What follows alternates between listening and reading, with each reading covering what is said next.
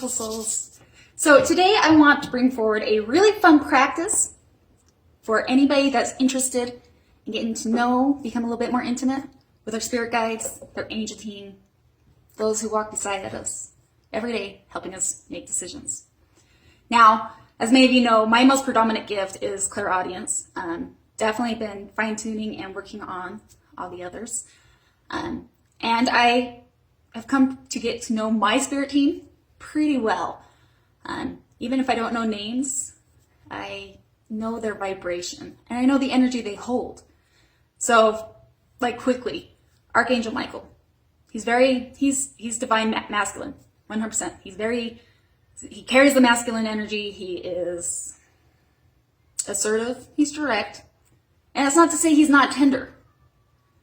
But he's much different than, say, Jesus, where he has the divine masculine, but he's much more tender.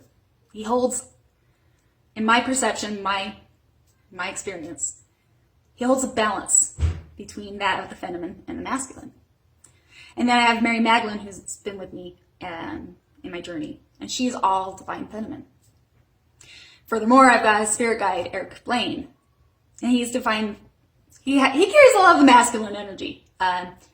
He speaks and is more direct, more earthly, if you will, with his communications and the words he uses. Sometimes he curses, and sometimes it's things like hogwash. But it's all about the intention and the vibration of what it holds. So now when I was introduced to this practice, which I am bringing forward and inviting you guys to practice, I've never done this before, and it was so intriguing. So to begin, what you want to do is get in a position, a place where you're quiet, you're present, you're still. Usually a meditative zone. But whatever practice helps you to connect to this other side of the veil, which is very thin. For myself personally, I kind of tapped in and I went quiet. And the first thing you want to do is ask your team to step outside of your energy frequency grid, circle, if you will. And immediately, if you are sensitive to any of this, and you may or may not, it all depends on the practice, but it's not to say it's not happening. I felt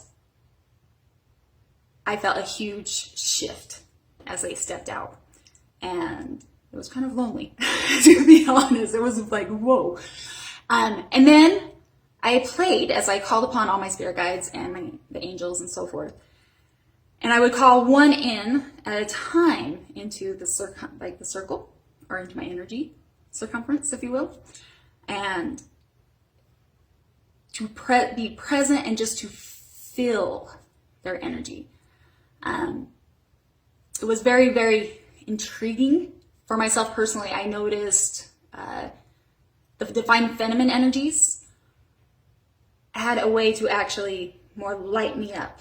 I felt their energy much more predominant than actually the masculine. But the way you can feel them is different sensations. You might feel your whole body light up. You might get the chills or the goosebumps. Other times you might feel heat radiating. The idea is that you become conscious and you become aware of their energy. It helps you bond, I think, it helps us in the bonding process of our spirit guides to feel them, to know when they're there, who it is that's trying to communicate with us. I had a lot of fun doing it, and I wanted to bring it forward because I know there is always a team around us, and at minimum, that one guardian angel, if you will. And no better way than to get to know them. Therefore, we're consciously aware and in tune when they're talking with us. So I thought that'd be a fun practice to bring forward. I've played with it. Definitely can feel the energies. And if you don't feel it immediately, be patient. Just play with it. Usually it's very subtle in the very beginning, especially as you're beginning. Things you're going to think are in your head. But the more you practice the muscle, the more you trust, which is a key word, trust, and lean into it, the more you open that gate to be receptive.